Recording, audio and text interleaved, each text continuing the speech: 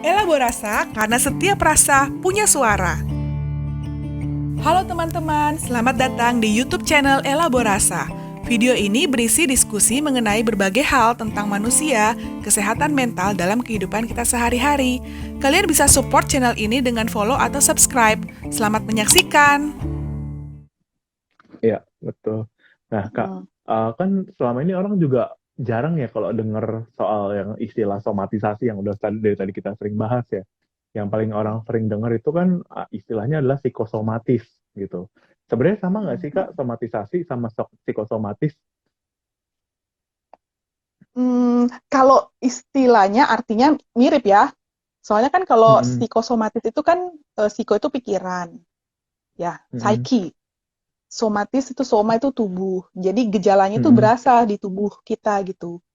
Tapi mm-mm, mm-mm, pas kita cek, normal semua. Maksudnya kalau kita periksa, oh ya ini sebenarnya nggak ada apa-apa nih. Atau mungkin ada dikit tapi gejala yang kamu rasakan melebihi kondisi aslinya gitu. Karena mungkin mm-mm, kamu banyak pikiran. Nah, tadi penjelasannya, kenapa sih ternyata pikiran itu sangat mempengaruhi somatis tadi, sirkuit-sirkuit tadi tuh, pikiran itu mm-mm, ada sirkuitnya langsung ke tubuh, itu ada mempengaruhi mm-mm, kelenjar-kelenjar dan semuanya. Nah, kalau somatisasi mungkin itu cara bahas kita bahwa itu coping seseorang. mm-mm, Misalnya lagi dapat masalah stres gitu kan, kita berusaha untuk meredam stres itu, tapi ya udah kita tekan deh pikirannya atau emosinya kita mm-mm, tekan deh. Nah, munculnya dia mm-mm, somatisasi gitu. Jadinya juga mm-mm. salah satu coping kan ini ya. Nah, tapi kalau Ya kayak gitu ya. keluarnya sama, keluarnya ya. Oh iya ini Hmm. Jadi memang gitu ya. intinya pada intinya adalah bagaimana tubuh itu pikiran itu nantinya akan mempengaruhi si tubuh gitu ya. Tapi Mm-mm. dari yang kita udah bahas sampai sejauh ini tuh kan kayak ternyata mungkin orang selama ini mikirnya pikiran itu cuma mempengaruhi tubuh tuh dalam hal yang negatif aja gitu. Yang tadi somatisasi lah, Mm-mm. psikosomatis lah, sampai bikin sakit kepala, pusing apa. Tapi kan ternyata tadi Kalito bilang juga pikiran juga bisa mempengaruhi tubuh secara positif loh gitu kan. Yang tadi udah banyak Kalito jelaskan gitu ternyata. Nah, sekarang bagaimana kita bisa menyeimbangkan kedua hal tersebut ya Kak ya. Hmm. Mm-mm. Kira-kira gimana sih Kak kalau misalnya kayak gitu menyeimbangkan antara kan kalau misalkan di judul poster kita elaborasi kali ini kan kala tubuh dan pikiran tuh tak selaras gitu. Nah, Tidak terus gimana selaras. sih Kak? Ya, Heeh. Gimana sih caranya menyelaraskan kedua hal tersebut gitu loh? menyelaraskan pikiran dan tubuh kita. Nah, kalau aku tuh Mm-mm. sempet waktu itu diajarin sama dosen-dosen kita juga. Jadi sebenarnya kan Mm-mm. balik lagi ya, teorinya kita harus aware dulu Mm. dan kita balancing itu ada tuh apa ABC, aware, balance, Mm. control. Nah, Mm. balance itu yaitu balik lagi, kita kan tidak bisa memilih nih sebenarnya ya, tiap hari dapat informasi apa. Sedangkan Mm. ada teori yang namanya tadi epigenesis, bahwa kita itu Mm. apa yang teraktivasi nih sangat dipengaruhi oleh lingkungan dan cara kita berpikir. Nah, jadi Mm. kita yang menyeimbangkan nih, aduh kok gue kebanyakan nih denger-denger berita. Sekarang misalnya lagi pandemi kan, orang kan kemarin Mm. kecemasannya muncul karena terlalu banyak baca hal-hal Mm. yang negatif gitu, yang sampai akhirnya dia timbul kecemasan. Atau sering menyaksikan hal-hal yang sadis, itu juga ngaruh. Nah, akhirnya Mm. memilah-milah informasi apa yang masuk dan sugesti Mm. apa yang mau saya tanamkan ke dalam diri saya. Jadi saya perkatakan apa yang baik untuk saya sendiri misalnya gitu. Mm. Nah, Mm. sama lingkungan nih, modifikasi lingkungan kan yang waktu kita bahas yang elaborasi siapa ya, Elvin dan Nana ya, tentang pengaruh Mm. lingkungan nih. Nah, ternyata juga itu bagaimana kita berada di lingkungan yang benar itu sangat Mm. mempengaruhi juga kan ya, eh, Mm. modifikasi lingkungan. Ini terutama juga kalau orang yang membentuk habit baru, dia butuh satu Mm. komunitas untuk bantu habit baru. Nah, itu Mm. balancingnya. Nah, kontrol ini yang pikiran nih. Kita kan Mm. nggak bisa nih mengubah kondisi yang terjadi di luar, Mm. trigger gitu ya, atau kalau di CBT apa itu kejadian yang terjadi nggak bisa kita ubah. Tapi yang kita ubah itu kan pikiran otomatis, kontrolnya. Kita reframing jadi pikiran alternatif. Makanya ternyata salah satunya setelah kita aware, kita perlu reframe. Nah, pada saat kita reframe, kita tuh bikin sirkuit baru di otak kita. Kita bikin plastisitas baru, jaras baru gitu loh. Yang selama ini di area situ, nah kita bikin yang baru nih dengan cara mereframe jadi pikiran alternatif tadi. Nah, dari situ nih, yang tadinya pikiran otomatisnya kan negatif tadi, akibatnya emosinya negatif. Muncul tuh kan kortisolnya naik, stres, gejala tubuhnya, keluar tuh fisik sakit, penyakit gitu. Tapi pada saat kita merubah nih, kita reframe jadi pikiran alternatif, emosinya kan bakal jadi lebih tenang, lebih rileks, lebih accept tadi, lebih menerima. Nah, pikiran dan emosi yang positif tadi, yang sudah lebih optimis, itu sangat jadi mempengaruhi juga. Nah, dia bikin sirkuit baru, yang tadinya HP aksisnya aktif nih, kortisolnya, mungkin lebih lega, endorfinnya yang naik. Endorfinnya naik, tuh mulai terjadi proses healing. Nah, itu juga bisa seperti itu. Tapi kalau untuk cara reframe-nya tuh kayak gimana sih, Kak, sebenarnya? Kalau Cara reframing, lah. oh iya, saya harus nulis nih, biasanya bantu klien itu dengan cara nggak hanya diomongin, nggak hanya naratif, tapi biasanya tulis, karena dia bisa lihat. Karena biasanya apa yang ada di pikiran kita itu kayak abstrak gitulah ya. Kalau kita bikin tertulis kan dia bisa baca lagi dan dia menyadari kan, kita mau membangkitkan awareness juga kan. Oh iya, ternyata selama ini saya berpikirnya negatif ya. Nah, setelah itu balik lagi. Kalau diubah nih misalnya kan dari perspektif yang lain, kira-kira apa nih? Nah, dan emosinya lebih baik lagi gitu ya. Nah, akhirnya dia ubah, oh iya. Mestinya kalau saya berpikir seperti ini, coba deh kasih contoh deh Dimas biar ngerti. Contohnya apa ya? Ini deh kok triggernya corona nih, corona. Iya, oke. Mungkin bisa ceritain salah satu pasien yang datang ke Kalito gitu. Kasus Kalito kan banyak banget tuh pasti. Ya? Salah satunya lah. Contohnya misalnya ya, ini aja di poster kita, apa tuh? putus cinta di poster kita. Oke, boleh. Kan putus cinta nih triggernya kan.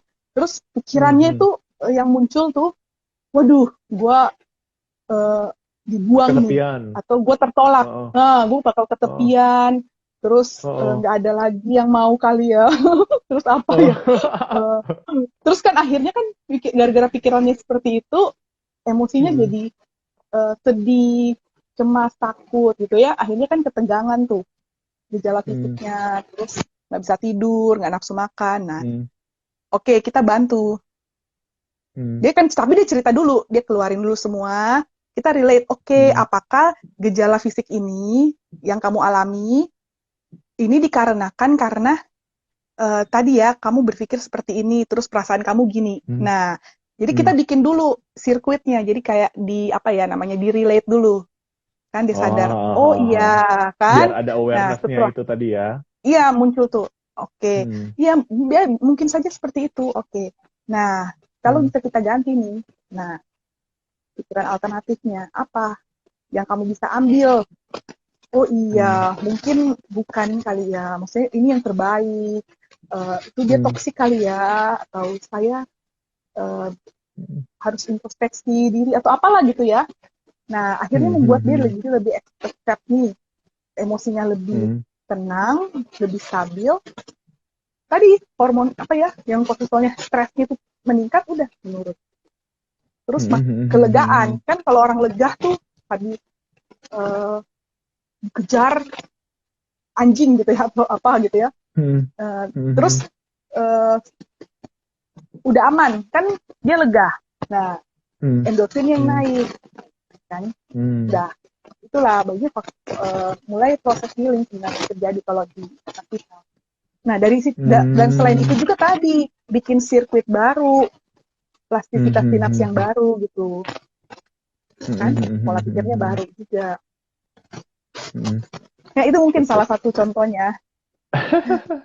Karena sebenarnya kalau misalkan ketika kita tuh lagi kayak gitu ya Kak, sebenarnya itu kan kayak ibaratnya tuh pikiran kita kayak lagi lari-lari kemana-mana nggak sih Kak? Kayak mikirin ke Benar. depannya nanti kayak gimana, terus mikirin masa lalu tentang yang dulu-dulu dan segala macam gitu-gitu nggak sih Kak? Dan sebenarnya Hmm. hal yang paling simple dan tapi sulit sih, ini hal simple tapi sulit adalah kayak Itu kan kembali overthinking mengakar jadinya ya. pada. Iya bener, itu overthinking banget. Termasuk saya yang hobi banget overthinking. Cuma salah satu yang memang paling sih sederhana tapi memang sulit tuh kan apa? Kita kembali lagi mengakar pada diri kita yang sekarang gitu kan. Kayak Hmm, hmm, pikiran kita kemana-mana, ke depan, ke belakang segala macam tuh. Tapi kita harus kayak tampar diri kita dan kayak sadar dulu, woi kita lagi di sini sekarang gitu loh. hmm, Jadi sehingga hmm. Betul. pikiran-pikiran itu tuh nggak kemana-mana dan akhirnya kayak kita lebih menyadari kalau oh, kita ada di sini dan itu sebelum sebelum nantinya itu akan mempengaruhi ke tubuh kita nantinya gitu kan. Hmm. Itu Nah, juga benar itu. bisa nggak sih Aku Kak? pernah baca juga tuh, Dimas. Hmm, hmm, hmm, Sebenarnya hmm. 80% nih pemikiran Hmm, kita itu hmm. tidak tidak terjadi gitu. Nggak terjadi, kekhawatiran di pikiran kita tuh Oh. nggak terjadi gitu. Jadi dan isinya itu adalah ilusi. Jadi bukan Oh. real life, Oh. bukan yang. Hmm, hmm, Nah, sebenarnya yang real life itu ya saat ini, here and now, yang ada di hmm, sini, yang kita bisa dengar, kita bisa lihat dengan panca indera kita gitu. Tapi ya itu hmm, hmm, kayak masa lalu itu kan sudah terjadi, udah nggak bisa diubah lagi. Nah, hmm, kalau hmm, kita berpikir seperti yang apa yang kita nggak bisa ubah, kita cenderung akan jadi kecewa gitu, nggak bisa ubah kan, hmm, atau sesuatu yang hmm, nggak hmm, pasti yang tadi tuh kata Dimas, mikirin hmm, sampai terlalu panjang jauh ke sana itu bikin jadi cemas karena kan belum tentu terjadi dan nggak pasti. Nah, hmm, ya hmm, itu benar juga kenapa kita harus mengakar ke kondisi yang saat ini, kita balik lagi mungkin kalau udah mulai muncul tuh sadar lagi itu kan ada di pikiran aja, ayo nanti tarik lagi, uh, ya ditarik nih pikiran nih, tarik lagi ke sini nih, fokus ke hmm, sekarang hmm, aja ya. Nah, bisa juga itu salah hmm. satunya. Itu juga aku sering lakukan sih. Karena aku juga sebenarnya overthinking orangnya.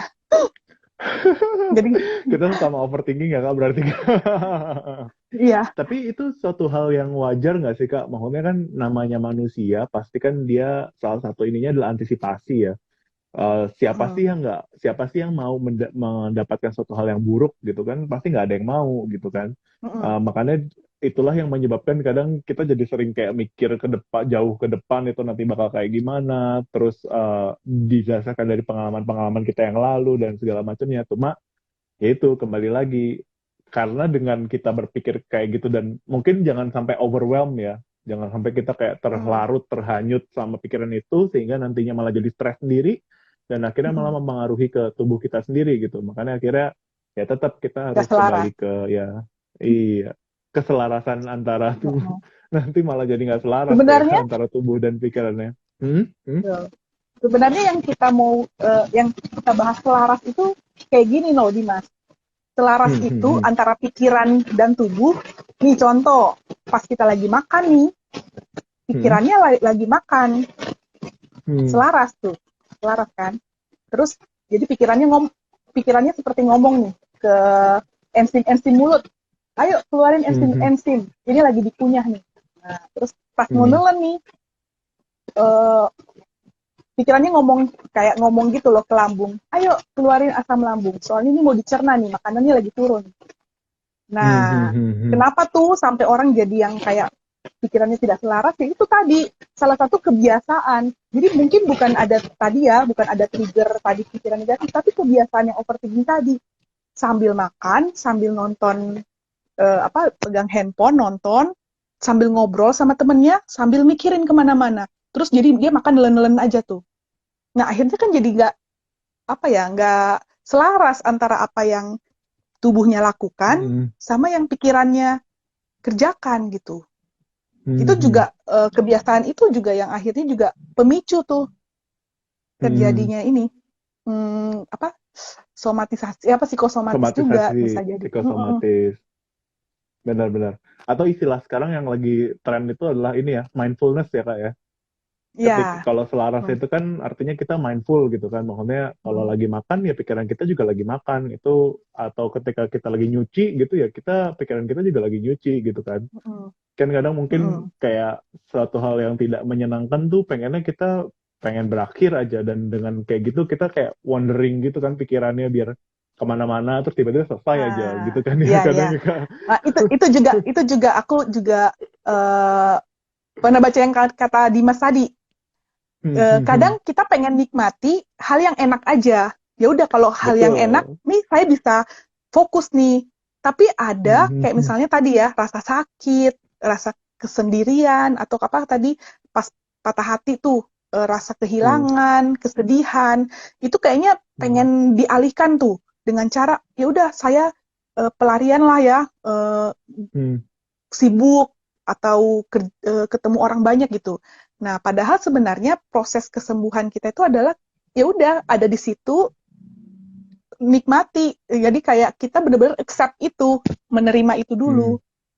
Nah, itu juga tadi I- pakai mindfulness juga karena pada saat sudah kita bisa menerima itu eh, Mhm. bikin selaras antara pikiran dan tubuhnya. Memang sakit nih, ini rasanya sakit banget nih, Mhm. dan pikirannya ada di situ merasa benar-benar kehilangan atau perasaan hatinya sedih, ya udah diselaraskan aja dan healing itu Mhm. akan terjadi pada saat Mhm. itu.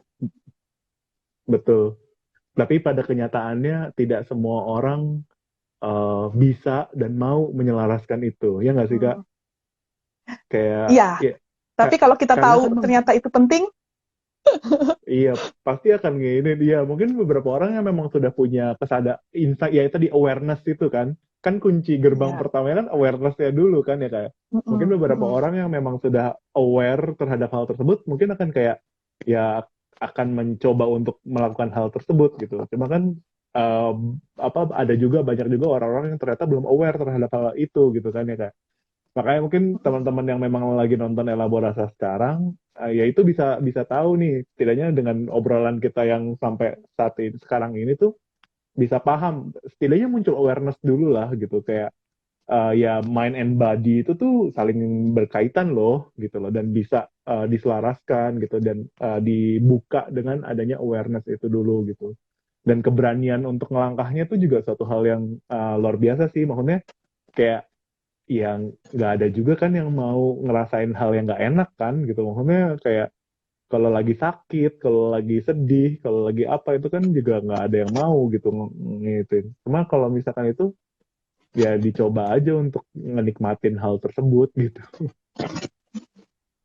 Ya, salah satunya mungkin kalau merasa untuk berdiam diri itu tidak nyaman, misalnya ya, untuk mengalami mencecapi sendiri tidak nyaman, bisa butuh Hmm. bantuan dari psikoterapis atau terapis konselor gitu atau psikolog, psikiater untuk mendampingi karena memang tidak mudah eh, kayak melewati ini gitu. Jadi ya tidak ada salahnya untuk konseling gitu, konsultasi gitulah ya di Hmm. awal-awal dan ceritain, maksudnya dia menaratifkan, membahasakan apa yang dia alami gitu. Itu juga salah satu kalau pada saat dia bisa ceritakan itu juga salah Hmm. satu proses penyembuhan. Apa kayak orang Hmm. apa lagi namanya itu kalau dia keluarin semuanya itu aku lupa ya, Ventilasi. ventilasi ya. Pada saat dia sudah Hmm. ventilasi nih keluar semua, udah eh, Hmm. ya itu salah satunya kan beda-beda tiap orangnya. Kalau misalnya Iya, nih kalau dia dengan apa ya tadi yang dengan mindfulness mencecapi saat itu susah, ya itu salah satunya mungkin awal-awalnya dia ventilasi dulu. betul. Ya ini terkait dengan yang terakhir kita omongin ya, yang berdua, yang kayak jangan takut untuk mencari pertolongan gitu. Ke profesional gitu, mau apa psikolog, psikiater gitu, nggak masalah kok gitu. Apalagi ke psikiater tuh bukan berarti harus udah gila dulu baru ke psikiater gitu.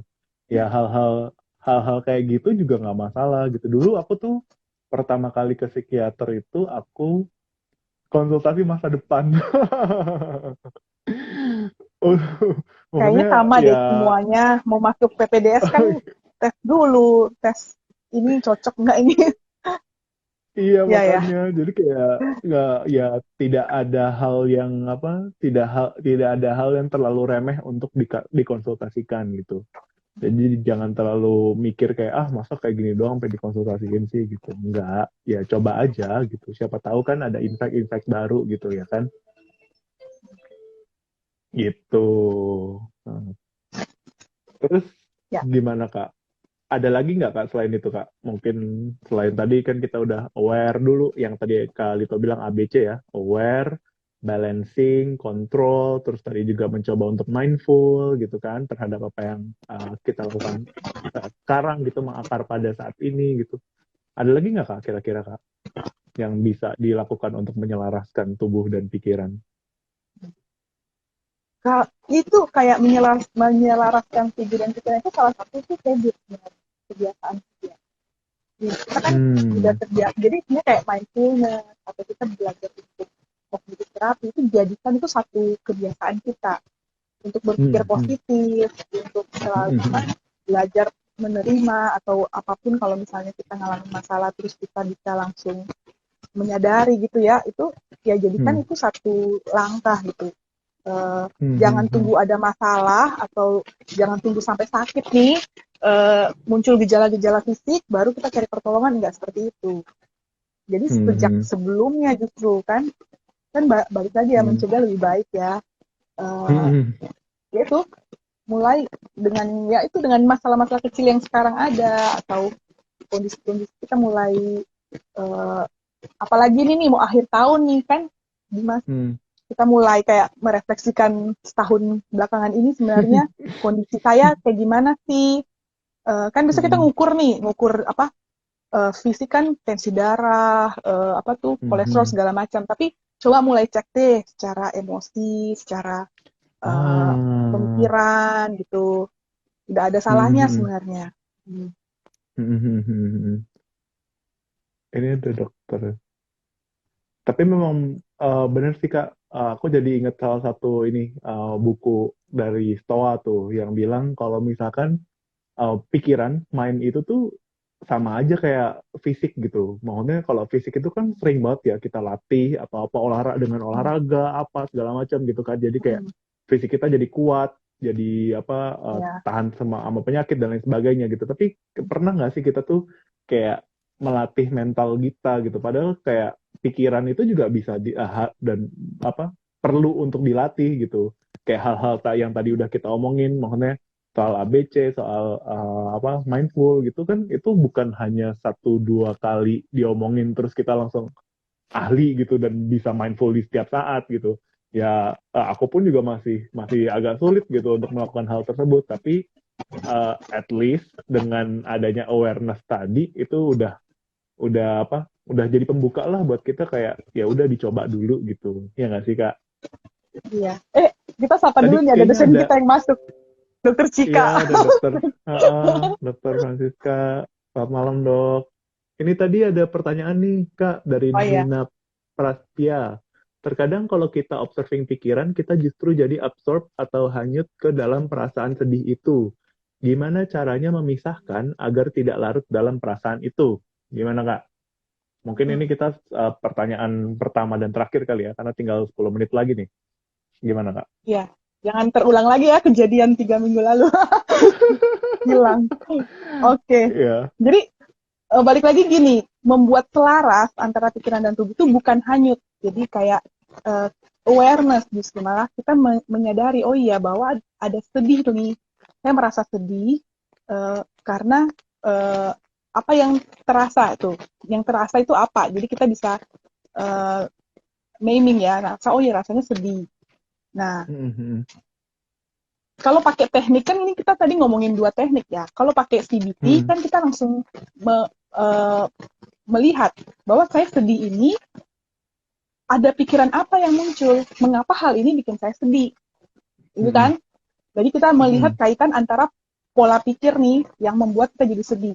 Nah kalau memang pola Hmm. pikirnya ternyata automatic thought-nya itu irasional yang bikin sedih, Hmm. kan kita Hmm. reframing, kita ubah jadi alternatif, pikiran alternatif yang dari sisi yang berbeda, sehingga hal itu tidak membuat sedih lagi, tapi mungkin kita melihat dari sisi yang berbeda tadi. Ya Hmm. kan, kayak contohnya tadi tuh misalnya dipecat, terus dia merasa sedih. Oh iya, Hmm. karena dia berpikir, oh iya karena nggak ada uang lagi, segala macam gitu ya. Tapi kalau dia Hmm. berubah pemikirannya bahwa, oh ya ini tantangan baru nih, justru saya jadi bisa coba dengan bisnis baru, mungkin ini sudah mentok, dan dia akhirnya muncul nih dia ketemu bakatnya atau ketemu eh, kemampuan yang baru gitu ya, kan Hmm. bisa jadi Hmm. Hmm. berubah. Nah, jadi sebenarnya bukan hanyut, kalau yang kita maksudkan adalah kita mengenali Hmm. si kesedihan itu. Nah, tapi Hmm. kalau untuk kita bahasnya tentang yang tadi apa menyelaraskan dengan healing prosesnya mindfulness, itu Hmm. kita tidak lari, tidak mengabaikan perasaan itu, kita accept, Betul. kita menerima perasaan itu, Hmm. dan proses penyembuhan itu adalah kita bisa mencecapi si perasaan pain tadi itu loh, Betul. gitu. Iya, Jadi sepakat banget, itu Kak. maksudnya. Jadi kan kalau ibaratnya kalau hanyut itu kan kayak kita pasrah aja ya, Kak. Kayak ya udah terserah deh air mengalir kemana, udahlah gue ngikutin gitu kan. Ini beda banget gitu. Yang dari tadi kita omongin tuh kita nggak pasrah gitu. Tapi dengan sadar penuh kita ya coba untuk menyadari itu dan menerima hal tersebut gitu. Aware dulu terhadap itu gitu loh. Jadi kita juga berusaha gitu. Jadi nggak cuma asal ya sedih udahlah lah, turun turun turun makin turun gitu kan. Nggak kayak gitu gitu. Tapi bagaimana dengan kesedihan itu kita menerima, merasakan hal tersebut. Nah, terus diolah tuh bagaimana nih kalau misalnya lagi sedih kayak gini gimana apa segala macam gitu-gitu ya kayak intinya ya. Yang Ya, mencecapinya itu tadi gitu. Nah, ini udah tinggal 5 menit lagi nih. Kira-kira dari Kalito ada nggak untuk penutup untuk merangkum dari sesi 1 jam kita ngobrolin soal apa keselarasan antara tubuh dan pikiran? ya. Jadi ini merangkum cepat aja bahwa sebenarnya Hmm. ternyata pikiran kita ini juga mengambil apa ya porsi terhadap Hmm. kesehatan tubuh, karena banyak juga penyakit atau gangguan fisik itu penyebabnya adalah pikiran, seperti yang tadi saya dan Dimas Hmm. bilang, yang bahwa ada yang namanya apa sirkuit, jadi pikiran Hmm. sama otak itu saling berhubungan, pikiran sama Hmm. tadi kondisi stres ya, HPA aktif yang akhirnya punya sirkuit ke seluruh kelenjar-kelenjar adrenal, organ-organ tubuh simpatis, parasimpatis juga gitu. Itu jadi akhirnya mempengaruhi juga sama Hmm. imun. Nah, Hmm. makanya penting banget untuk kita bisa mengelola cara kita berpikir, dan pikiran Hmm. dan perasaan positif itu juga ternyata mempengaruhi sampai ke gen. Ada sirkuit juga Hmm. dari pikiran ke gen seseorang. Hmm. Dimana ada tadi ya Hmm. penelitian yang dari Jepang itu, dia bilang bahwa ternyata 10% gen kita itu bawaan, 90%-nya itu Hmm. diaktifkan dengan epigenesis. Epigenesisnya dari lingkungan dan Hmm. dari pikiran seseorang. Jadi Hmm. nah mulai sekarang berarti ya, jadi bukan hanya kita fokus ke fisik juga, tapi kita coba mengenali sebenarnya selama ini cara saya berpikir seperti apa sih, gitu. Hmm. Pola pikir saya kayak gimana gitu ya. Hmm. Itu aja. Dan apa yang tadi ya terakhir, oh iya tentang sakit. Kalau misalnya seseorang ternyata memang benar-benar mengalami sakit secara fisik, termasuk penyakit berat, balik lagi pikiran juga mempengaruhi. Kalau kita Hmm. stres, kita akan merasa biasa gejalanya lebih berat. Tapi kalau misalnya dia bisa Hmm. menerima, dia bisa lebih tenang, justru endorfin tadi bikin sebagai analgetik, anti nyeri, terus imunnya jadi lebih Hmm. baik gitu ya. Dan gejalanya mungkin Hmm. tidak akan dirasakan lebih berat gitu. Hmm. Oke. Sip, mantap. Sama tadi beberapa langkah-langkah ya yang udah kita bahas untuk bagaimana sih menyelaraskan antara tubuh dan pikiran gitu ya. Semoga 1 jam ini ya kita udah ngobrolin banyak nih tentang tubuh dan pikiran. Semoga bermanfaat untuk teman-teman yang nonton semua. Dan tentu nantikan terus sesi-sesi elaborasa berikutnya setiap hari Jumat di pukul yang sama 20.30. Yang jelas kita akan membahas segala macam tentang kesehatan mental. Tetap kita akan fokusnya ke kesehatan mental ya. Ya nggak ke politik atau yang kalau 3 minggu lalu saya bilang ke politik lah kemana gitu. Tapi ya kalau ke politik boleh, tapi ujung-ujungnya pasti ke kesehatan mental gitu. Atau ke drama Korea ya boleh, Ya. ke K-pop gitu boleh, tapi ujung-ujungnya nanti kita akan bahas ke kesehatan mental gitu. Tapi ya tetap saksikan, tetap nantikan di setiap hari Jumat jam 20.30 dengan berbagai narasumber-narasumber lainnya nanti ya Kak ya. Kita akan bergilir-gilir lagi nanti ya Kak. Mungkin pasangan berikutnya nanti Kalito sama Kanana mungkin, atau aku dengan Ko Elvin gitu, ya sebagainya. Pokoknya ditunggu aja tema-tema berikutnya ya. Gitu aja. Oke. Mungkin ada yang mau ditambahin lagi dari Kalito? Kita sebutkan tema kita, slogan kita.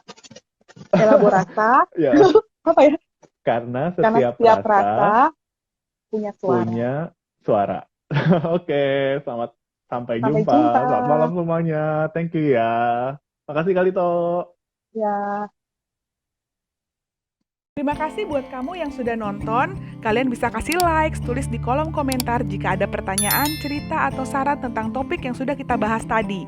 Atau bisa juga kasih masukan tema apa yang ingin kita diskusikan bersama di tayangan berikutnya. Sampai jumpa di elaborasi selanjutnya.